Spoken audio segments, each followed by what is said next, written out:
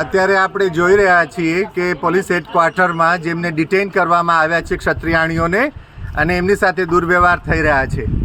કોઈ પણ જાતની માનવતા વગર એમના ઉપર હુમલાઓ થયા છે, ફિઝિકલ ઇન્જરી થઈ છે, ગળદાપાટાઓ મારવામાં આવ્યા છે.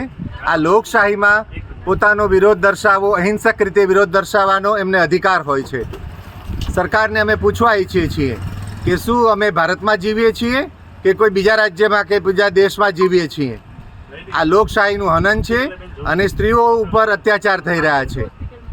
આ ભારત દેશના કાનૂનનો તમે ધજ્જિયા ઉડાવવામાં આવ્યા છો.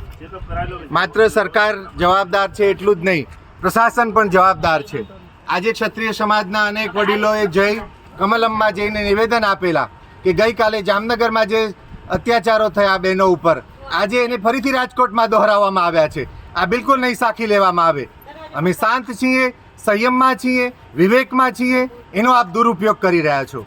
અમારા વિવેકની પરીક્ષા લેવાનું આપ બંધ કરો અને સ્ત્રીઓ ઉપરના અત્યાચાર ક્યારેય નહીં સાખી લેવામાં આવે. તમે ધર્મની વાત કરો છો, હિન્દુની વાત કરો છો અને આજે શું તમે કરી રહ્યા છો? તમારા વાણી અને વ્યવહારમાં કોઈ છે તે કોઈ પણ જાતની અમને તાલસર પર બતાઈ નથી રહી. અમે માત્ર રૂપાલાભાઈનું રાજીનામું માંગી રહ્યા છીએ.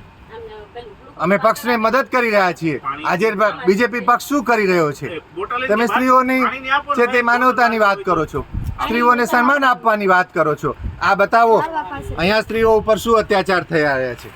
આ પોલીસને શું અધિકારો તમે આપ્યા છે? આ પોલીસને કોણ આ છૂટ આપી રહ્યું છે? પોલીસ ઉપર કોણ દબાણ કરી રહ્યું છે? સરકાર हमसे डरती है, पुलिस को आगे करती है.